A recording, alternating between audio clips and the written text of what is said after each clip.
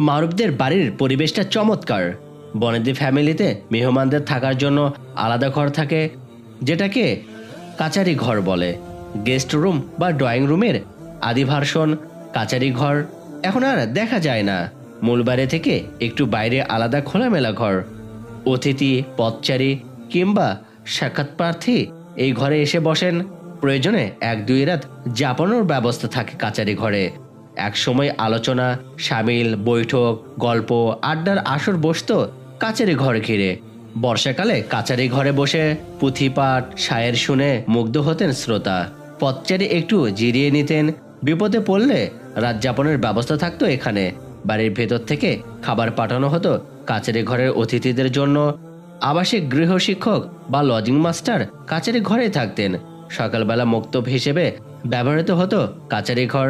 কাচারি ঘর অবস্থা সম্পন্ন গৃহস্থের আভিজাত্যের প্রতীক। মারুফদের ছিমছাম এই কাচারি ঘরটি দেখে বাড়ির লোকদের অভিজাত এবং কুলিং অবস্থা অনেকটাই অনুমান করা যাচ্ছে। মেম্বার সাহেব মুগ্ধ চোখে বাড়ির পরিবেশটা দেখছেন। কাচারি ঘর থেকে খানিকটা দূরে একটা বড় ঘর। ঘরটা টিনের চৌচালা। পুরো বাড়িতে গাছেদের মিছিল লক্ষ্য করা যাচ্ছে। নারিকেল, সুপারির গাছগুলো লাগানো হয়েছে পরিকল্পনা মাফিক, নির্দিষ্ট দূরত্ব হিসেবে করে। বাড়িটা তাই ঝোপঝাড়ের মতো অন্ধকার লাগছে না। গাছগাছালি ঘেরা পুরো বাড়িটাই এক ধরনের প্রশান্তি কাজ করছে। পাখিদের কিচির মিচির মনে এক অদ্ভুত আনন্দ জোগাচ্ছে। বিষণ্ণ মনের যে কেউ এই বাড়িতে এলে একরাশ আনন্দ নিয়ে ফিরে যাবে। এই বাড়ির বৌঝিরা কখনোই একাকিত্ব অনুভব করবে না। গাছ, আকাশ এবং পাখিদের সঙ্গে কথা বলে দিব্যি সময় কাটিয়ে দিতে পারবে। হীরের টুকরো ছেলেকে তো আগেই পছন্দ ছিল। ছেলের বাড়িঘর দেখে সেই পছন্দটা আরো দৃঢ় হলো। মেম্বার সাহেব চোখ মুখ উজ্জ্বল করে খুশি খুশি গলা বললেন, মকবুল মিয়া, আমার আয়েশার মার জন্য এমন ঘর এবং বর পেলে ভালোই হবে। মেয়ে আমার সুখী হবে, কি বলো? মকবুল বলল, জি চাচা, ঠিকই বলেছেন। এমন ছেলে পাওয়া তো সৌভাগ্যের বিষয়। এখন ওনারা আমাদের প্রস্তাব কবুল করে নিলেই হয়। দুপুরে খাওয়া দাওয়ার পর মকবুল মিয়া প্রথমে কথাটা তুলল, ভাই সাহেব, আমরা একটা নেক উদ্দেশ্য নিয়ে আপনাদের এখানে মেহমান হয়েছি। কথাটা বলা হয়েছে মারুফের দুলাভাই বেলায়েত হোসেনকে। মেহমানদারির তদারকি বেলায়েতে করেছেন, তাকে সহযোগিতা করছিল মারুফ। খাওয়া শেষে পানদানে করে মেহমানদের পান এনে দেওয়া হয়েছে। কাচের ঘরটি পার্টিশন দেওয়া। পার্টিশনের আড়ালে আরো 2 জন মানুষ আছেন, মা এবং মারুফের বড় আপা মার্জিয়া। অতি জরুরি কথা আছে জানিয়ে মেম্বার সাহেব কর্তৃত্ব তাদের এই ঘরে আসার অনুরোধ করা হয়েছে। বেলায়েত হোসেন বললেন, আপনাদের উদ্দেশ্য কিছুটা বুঝতে পেরেছি। মারুফ আমাকে কিছু কিছু বলেছে। মেম্বার সাহেব হেসে বললেন, আলহামদুলিল্লাহ, তাহলে তো ভালোই হয়েছে। মেম্বার সাহেব এই সুযোগে আয়েশার গুণাবলীর সংক্ষিপ্ত বর্ণনা দিয়ে বললেন, মেয়েটা আমার ঘরের রোশানাই, মায়ের মতোই হয়েছে। জীবনেও পরপুরুষের দেখে নাই, আলহামদুলিল্লাহ। পর্দার আড়াল থেকে মনোয়ারা বললেন, ছেলে তো এখনো পড়াশোনা করছে, এখনোই বিয়ে শাদীর কথা ভাবি কি করে? মেম্বার সাহেবের মুখে যেন হাসি লেগে আছে, সরল এবং সুখে সুখে হাসি। এই বাড়িতে আসার পর থেকে হাসি যেন তার বন্ধই হচ্ছে না। তিনি পানের খিলি মুখে দিয়ে আকর্ণ বিস্তৃত হাসি হেসে বললেন, তাতে সমস্যা কি ভাবি সাহেবা? কাবিনটা না হয় এখন হয়ে গেল, কাবিন হয়ে যেতে তো সমস্যা নেই। মনোয়ারা বললেন, মারুফের বাবা বেঁচে নেই, অভিভাবক হিসেবে আমার মেয়ে জামাইরা আছে, ওদের সঙ্গে পরামর্শ করে দেখি ওরা কি বলে। বেলায়েত হোসেন বললেন, মেয়ের গুণাগুণ শুনে তো ভালোই মনে হচ্ছে। আম্মা, আপনার যদি শরীরে কুলায় আমরা না হয় একদিন গিয়ে মেয়ে দেখে আসি। মারুফের বড় আপা পর্দার আড়াল থেকে স্বামীকে ডেকে বলল, তালহার আব্বা, আগে মারুফের মতামত নেন, মারুফ কি বলে দেখেন। নিজের বিয়ের কথাবার্তা হচ্ছে দেখে মারুফ কিছুটা অস্বস্তি বোধ করছিল, কিছুটা লজ্জিত দেখাচ্ছিল তাকে। মারুফ বলল, আমার মা যা ভালো মনে করেন তাই হবে। মায়ের কথার অবাধ্য হব সেই সাহস আমার নেই, তবে আমার একটা আরজি আছে। বেলায়েত হোসেন বললেন, কি আরজি? এখনোই বিয়ে করতে চাই না, পড়াশোনাটা আগে শেষ করে নিতে চাই।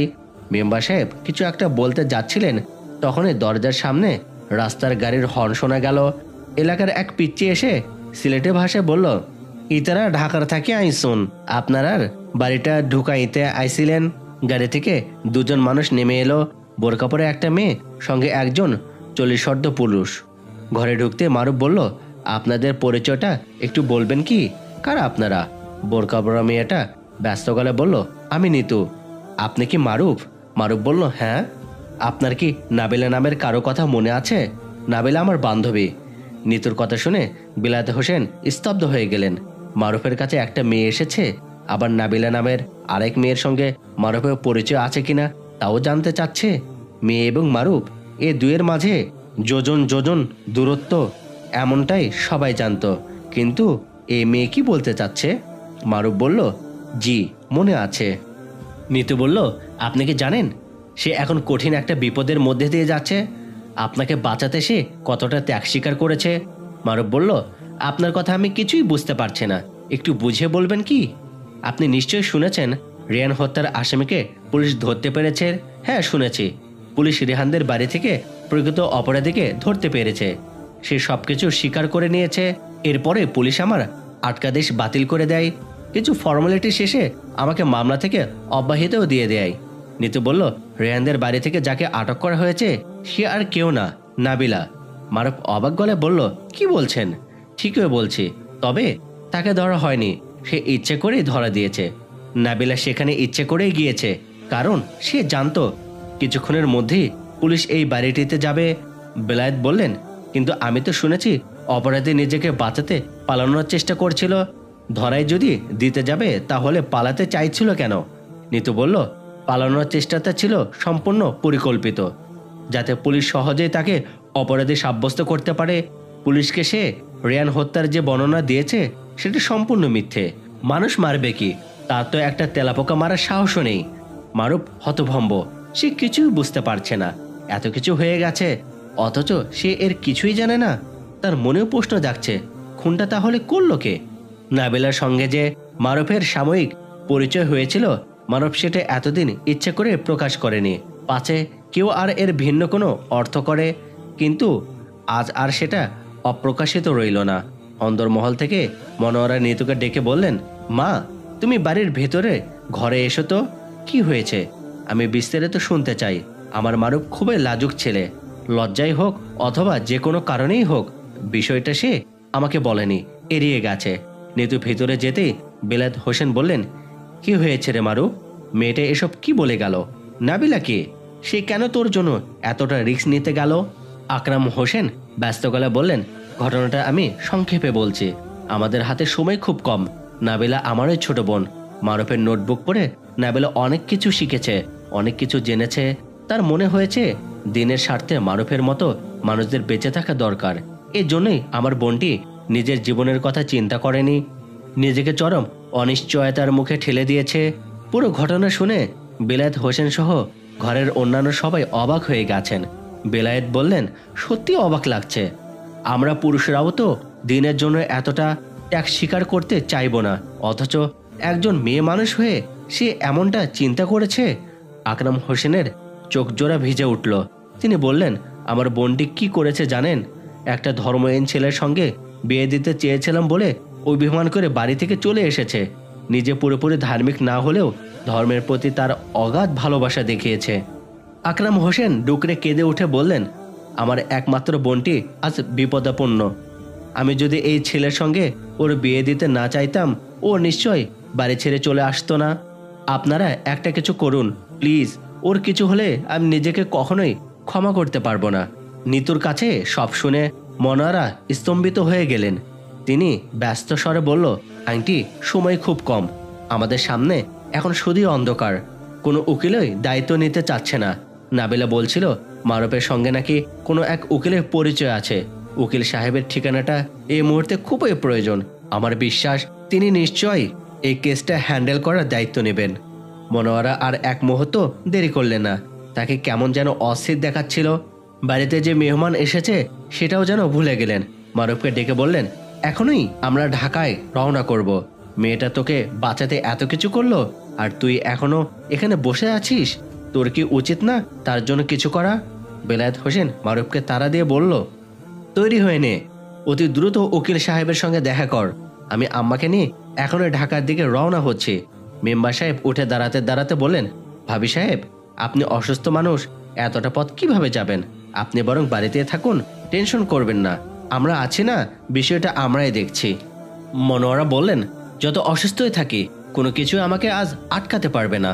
এমন মেয়েকে আমি এক নজর না দেখা পর্যন্ত শান্তিই পাবো না। আদালতে আজ রেহান হত্যার মামলার চূড়ান্ত রায় ঘোষণা করা হবে। আজ তৃতীয় শুনানি।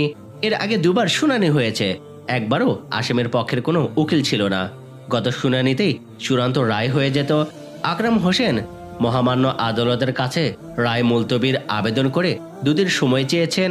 আবেদন গ্রান্টেড হয়েছে, কিন্তু আবেদনের শেষ দিন গত হলেও এখনো পর্যন্ত নাবিলের পক্ষে কোনো উকিল পাওয়া যায়নি। মামলায় নিশ্চিত হেরে যেতে হবে জেনে কোনো উকিলই বা কাজ করতে চায়। মারুফও ব্যর্থ হয়েছে। ভুবনডাঙ্গার সে উকিল সাহেবের বাড়িতে যাওয়া হয়েছিল, তাকে পাওয়া যায়নি। অভাগা যেদিকে চায় সাগর শুকিয়ে যায়। এই বেলাও সাগর শুকিয়ে গেছে। উকিল সাহেব হার্টের চিকিৎসা করাতে দেশের বাইরে গেছেন। সুস্থ হয়ে কবে নাগাদ দেশে ফিরবেন কেউ বলতে পারছে না। মনোয়ারা এরই মধ্যে 4 বার নাবিলার সঙ্গে দেখা করার সুযোগ পেয়েছেন। প্রথমবার দেখা করে নাবিলাকে দেখে কেঁদে ফেললেন। এমন মায়াময় চেহারার একটা মেয়ে খুন খারাপের মতো জঘন্য কাজ করবে, এটা কখনোই হতে পারে না। তিনি কাঁদছিলেন আর বারবার লোহার গরাদের ভেতর দিয়ে হাত ঢুকিয়ে নাবিলার চেহারা স্নেহের পরশ বুলিয়ে দিচ্ছিলেন। কাঁদছিল নাবিলাও, কেঁদে কেঁদে বলছিল, আংটি আমার জন্য দোয়া করবেন। আপনার দোয়া থাকলে আমি ঠিকই মুক্তি পেয়ে যাব ইনশাআল্লাহ। যদি মুক্তি নাও পাই আফসোস নেই, অন্তত এইটুকু সান্ত্বনা তো পাবো আমি এক মহৎ উদ্দেশ্য নিয়ে নিজেকে দোষী বানিয়েছিলাম। মনোয়ারা থানা থেকে ফিরেই জায়নামাজে বসে পড়েছেন। নাবিলার জন্য একটানা রোজা রাখার মানত করেছেন। রোজার আজ 1 সপ্তাহ চলছে। দিনে রোজা আর রাতের বেলা নামাজ পড়ে কান্নাকাটি করছেন। রোজা আর কান্নাকাটিতে তিনি ভীষণ অসুস্থ হয়ে পড়েছেন। মারুফ বলল, মা, রোজাটা অন্তত ছেড়ে দাও, তুমি তো খুব বেশি অসুস্থ হয়ে পড়েছ। মনোয়ারা উদ্ভ্রান্তের মতো হয়ে গিয়ে বললেন, তুই কোনো চিন্তা করিস না বাবা, আমার কিছু হবে না। নাবিলাকে আমি আমার মেয়ে বানিয়ে নিয়েছি, আমি কি আমার মেয়ের জন্য এইটুকু করতে পারবো না? আকরাম হোসেন এই কদিনে উম্মাদের মতো হয়ে গিয়েছেন। তার ব্যবসা বাণিজ্য লাঠে ওঠার উপক্রম হয়েছে। পুরুষ মানুষ হওয়ায় গলা ছেড়ে কাঁদতেও পারছেন না। বোনের জন্য কিছু করতে পারছেন না দেখে সারাক্ষণ থানার বাইরে বসে হা পিত্তেশ করছেন। আকরাম হোসেনের স্ত্রী এসেছেন 4 দিন আগে। তিনি একটু পরপর স্বামীর মাথায় পানি দিচ্ছেন, ভেজে গামছা দিয়ে মুখমণ্ডল মুছে দিচ্ছেন। আকরাম হোসেন বিলাপের মতো করে বারবার বলছেন, রত্না, আমি এটা কি করলাম? ও বলেছিল নাস্তিকটাকে বিয়ে করবে না। আমি যদি ওর কথা মেনে নিতাম তাহলে কি ও বাড়ি ছেড়ে বেরিয়ে আসতো? রত্নাও স্তব্ধ হয়ে আছেন। স্বামীকে সান্ত্বনা দেওয়ার ভাষাও তার কাছে নেই। তিনি শুধু বলছেন, কাঁদবেন না প্লিজ, আল্লাহকে ডাকুন। ওসি কামরুল আজ খুব ভোরে উঠেছেন, নামাজ পড়েন না অনেক দিন হলো। আজ কি মনে করে ফজর নামাজটা আদায় করলেন। নামাজ শেষে কিছুক্ষণ মোনাজাতও কাটালেন। তার মন খুব খারাপ। মোনাজাতে গুনগুন করে কিছুটা কাঁদলেন বলেও মনে হলো। নাবিলার জন্য তারও যে মায়া হচ্ছে না তা না, মেয়েটা এমন কিছু করেছে বলেও মনে হয় না। কিন্তু আইন চায় সাক্ষী প্রমাণ। ওসি কামরুল আইনের কাছে বন্দী। তিনি ইচ্ছে করলে কিছু করতে পারেন না। সাংবাদিকরা যেভাবে কেসটা নিয়ে লেখালেখি করছে তারা ভাববে তিনি স্বজনপ্রীতি করছেন। নামাজ দোয়া শেষ করে কামরুল আর দেরি করলেন না। বাসা থেকে বের হওয়ার প্রস্তুতি নিলেন। কিছু মুখেও দিলেন না। ড্রয়ার থেকে মানিব্যাগটা বের করে পকেটে ঢোকালেন। রায়না বললেন, আজ কিন্তু বান্টিকে নিয়ে ডাক্তারের কাছে যাওয়ার কথা, মনে আছে তো? যেখানেই যাও তাড়াতাড়ি ফিরবে কিন্তু। কামরুল কোনো জবাব দিল না, দ্রুত বেরিয়ে পড়ল। তার হাতে অনেক কাজ। প্রথমে মারুফের মাদ্রাসায় যেতে হবে। আজ দুপুরের পর আদালতের চূড়ান্ত রায় ঘোষিত হবে। মাদ্রাসার কাজ সেরে যেতে হবে রেহানের বাসায়। ছেলে হত্যার রায় হবে, হাবিব সাহেবকেও আদালতে থাকতে হবে। সময় মতো যাতে আদালতে হাজির থাকে এ ব্যাপারে তাকে আগাম জানানো হয়েছে। আজকে আবারও জানাতে হবে। গত 2 বারের শুনানিতে তিনি আদালতে যেতে সম্মত ছিলেন না। অসুস্থ মানুষ। কামরুল তাকে খবর দিতে গেলেই বলেছেন, আপনি কি আমাকে সুস্থ দেখতেছেন? এই শরীর নিয়ে কি করে যাব? তবুও তাকে যেতে হয়েছে। আদালতের নির্দেশ, হাবিব সাহেবকে হুইল চেয়ারে করেই নিয়ে যাওয়া হয়েছে। মারুফের মাদ্রাসায় এখনো ক্লাস শুরু হয়নি। এত সকালে ক্লাস শুরু হয় না। ছাত্ররা গোসল ইত্যাদি সারছে। বোর্ডিংয়ের নাস্তার আয়োজন চলছে। যে যার কাজে ব্যস্ত। কেউ কারো দিকে তাকিয়ে দেখার ফুরসত পাচ্ছে না। কামরুল যেন মনে মনে এই সুযোগটার অপেক্ষা করছিলেন। তিনি আজ এসেছেন সাধারণ পোশাকে, তাকে দেখে পুলিশ ভাবারও উপায় নেই। অবশ্য ভালো করে লক্ষ্য করলে কেউ কেউ চিনে ফেলতে পারবে। তিনি সোজা প্রিন্সিপাল সাহেবের অফিসে চলে গেলেন। অফিসে আর কেউ নেই। প্রিন্সিপাল সাহেব কোরআন তেলাওয়াত করছিলেন। কামরুলকে ঢুকতে দেখে তিনি চোখ তুলে তাকালেন। কামরুল সালাম দিয়ে নামাজের বসার মতো করে বসলেন। বসে ঝুপ করে প্রিন্সিপাল সাহেবের হাত দুটো ধরে বললেন, হুজুর, আমাকে ক্ষমা করে দিন। আমার ভুল হয়ে গেছে। মারুফ নির্দোষ ছিল, আমি বুঝতে পারিনি। সেদিন আপনাদের সঙ্গে বেয়াদবি করে ফেলেছি। প্রিন্সিপাল সাহেব দয়ালু মানুষ, তিনি হাসি মুখে বললেন, এটাকে ভুল কেন বলছেন? তদন্ত করা আপনার দায়িত্ব ছিল, আপনি আপনার দায়িত্ব পালন করেছেন, এতে তো অন্যায়ের কিছু নেই। কামরুল বললেন, আপনার কথাই ঠিক। কওমি মাদ্রাসার ছাত্ররা কখনোই জঙ্গিবাদ, সন্ত্রাসবাদ ইত্যাদির সঙ্গে জড়ায় না। আমার দীর্ঘ পুলিশ লাইফে এমনটা দেখিনি। আমি ভুল ছিলাম, আমাকে মাফ করে দিন। প্রিন্সিপাল সাহেব বললেন, আমি মাফ করে দিয়েছি, আল্লাহ আপনাকে মাফ করে দিন। কামরুল বললেন, অনুমতি দিলে একটা অনুরোধ করতে পারি কি? কি অনুরোধ? ছাত্রদের মেহমানদারের জন্য আমি একটা গরু দেবার মানত করেছি। আমার ছেলেটা খুবই অসুস্থ, জানি না বাঁচবে কিনা। ছাত্রদের নিয়ে যদি ছেলেটার জন্য একটু দোয়া করতেন, চিরকৃতজ্ঞ থাকতাম। এ কথা বলেই ওসি কামরুল পকেট থেকে মানিব্যাগ বের করলেন। মানিব্যাগে একতারা 1000 টাকার নোট। টাকাগুলো প্রিন্সিপাল সাহেবের পায়ের কাছে রেখে বললেন, অনুগ্রহ করে ছাত্রদের জন্য সামান্য এই হাদিয়াটুকু গ্রহণ করুন। হাবিব সাহেবের বাড়ির গেটে বড়সড় একটা তালা ঝুলছে। কামরুল আশেপাশে তাকালেন, কোথাও তাকে দেখা যাচ্ছে না। এই সাত সকালে বুড়োটা গেল কই কে জানে।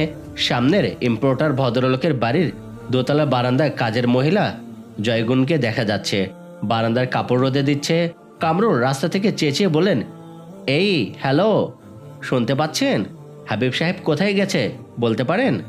জয়গুন চট করে নিজেকে ভেজা কাপড়ের আঁচলে লুকিয়ে ফেলল। কি মুশকিল, মহিলার হলোটা কি? লুকিয়ে পড়লো কেন? হাবিব সাহেবের বাড়ির কোনায় ফুটপাতে এক লোক তরি তরকারি নিয়ে বসেছে। এই লোকটাকে এর আগেও এখানে তরকারি বেচতে দেখা গেছে। কামরুল বললেন, এই বাড়ির বুড়ো ভদ্রলোক কোথায় গেছে বলতে পারেন? বাড়িতে দেখি তালা ঝুলছে। তরকারিওয়ালা মাথা ঝোলালো, সে জানে। কামরুল বললেন, কোথায় গেছে? এই তো কদিন পর পরেই যায়। এই লোকগুলা হয়েছে মহা তেজরা। গায়ে ইউনিফর্ম না দেখলে ওরা আজকাল পুলিশকে ভয় করতে চায় না। তোর বেটায় এত ভনিতা করতে হবে কেন? ঠিকঠাক জবাব দে, কোথায় যায় সেটাই তো জানতে চাচ্ছি। বলছেন না কেন? কামরুল বললেন। তরকারিওয়ালা খাট্রা মেজাজে জবাব দিল, আজিমপুর কবরস্থান। বুড়াই গেছে বুড়ির কবরে, আমারে জিগান কেন? কামরুল অস্ফুট স্বরে বললেন, ঘটনা কি? হুইল চেয়ারে চড়া পাবলিক আবার গোরস্থান পর্যন্ত যায় কি করে? হাবিব সাহেব তার স্ত্রী সুলতানার কবরের সামনে মৌন হয়ে দাঁড়িয়ে আছেন। নামাজে দাঁড়িয়ে যেভাবে হাত বাঁধতে হয় সেভাবে হাত বেঁধে আছেন। কিছুক্ষণ মৌন থেকে হঠাৎ বিড়বিড় করে বলা শুরু করলেন, তুমি কি এখনো রাগ করে আছো? কাজটা আমি মোটেও ভুল করিনি। মনে আছে 3 মাস আগে ফাজিলরা তোমার সঙ্গে কি দুর্ব্যবহার করেছিল? কত জঘন্য একটা গালি দিয়েছিল তোমাকে। আমার মাথায় রক্ত উঠে গিয়েছিল সেদিন। তুমি তো দেখোনি আমাকে সে কিভাবে চটটা মেরেছিল। চটটা আমি সামনে উঠতে পারিনি, জানো, খুব কষ্ট পেয়েছিলাম। তোমাকে গালি দেয়া, আমাকে চড় মারা সইতে পারিনি আমি। শেষ করে দিয়েছি বেয়াদবটাকে। সন্তান বলে এতটুকু দয়াও দেখায়নি। ঘুমাচ্ছিল দুপুরবেলা, ঘুমের মধ্যে রেখেই ছুরিটা দিয়ে যখন একের পর এক আঘাত করছিলাম চমকে গিয়েছিল। আর্তনাদ করে বলছিল, বাবা আমাকে মেরো না, আমি কখনোই তোমার অবাধ্য হব না। শুনিনি আমি নিজ হাতে নিজের ছেলেকে খুন করেছি, খুন করে পেছনের দরজা দিয়ে বেরিয়ে গেছি। অপরাধী ভাবছ আমাকে? ভাবো, আমার তাতে কোনো দুঃখ নেই। এমন ছেলেকে জন্ম দিয়ে আমি তো আগে থেকেই অপরাধী ছিলাম, এ আর নতুন কি? হাবিব সাহেব হঠাৎ হেঁচকে দিয়ে কেঁদে উঠলেন। আরও একটা অপরাধ আমি করে ফেলেছি সুলতানা। খুনের দায়ে নাবিলা নামের একটা মেয়ে ফেসে গেছে। আজ মেয়েটার বিপক্ষে চূড়ান্ত রায় ঘোষিত হবে। ছেলে হত্যার দায় কেন যেন আমি আমার কাঁধে নিতে পারিনি। কিভাবে নেই বলো? আমার কিছু হলে তোমাকে কে দেখতে আসবে বলো? ওসি কামরুল পেছনে দাঁড়িয়ে থেকে সব কথা শুনে ফেললেন। শুধু শুনলেনই না, মোবাইলে রেকর্ডিং করেও নিলেন। অতঃপর হাবিব সাহেবের পাঞ্জাবির কলার ধরে হ্যাঁচকা টান দিয়ে বললেন, টেনশন করবেন না, আমরা তো আছি। আমরাই আপনার মৃত স্ত্রীকে দেখতে আসব। আপনাকে আরও একটা সুখবর দিচ্ছি। না, এখানে না, সেটা আদালতে জজ সাহেবই আপনাকে পড়ে শোনাবে। চলুন আমার সঙ্গে। ইনশাআল্লাহ এখানেই আমাদের গল্পটি সমাপ্ত করছি। আশা করি সকলেই ভালো থাকবেন, সুস্থ থাকবেন এবং অবশ্যই মন্তব্য করে জানাবেন এই গল্পটি আপনাদের কাছে কেমন লাগলো। এবং এই গল্প থেকে অনেক কিছুই কিন্তু আমাদের জীবনে শিক্ষা নেওয়ার আছে। তাই সকলেই আমরা এই গল্প থেকে ইসলামিক অনেক শিক্ষা নিয়ে জীবনটাকে আরো সুন্দর করে গড়ে তুলব। এবং এরূপ আরও গল্প যদি আপনারা উপভোগ করতে চান, অবশ্যই আমাকে মন্তব্য করে জানাবেন। সকলের সাথে থাকুন, সুস্থ থাকুন। আসসালামু আলাইকুম ওয়া রাহমাতুল্লাহি ওয়া বারাকাতুহু।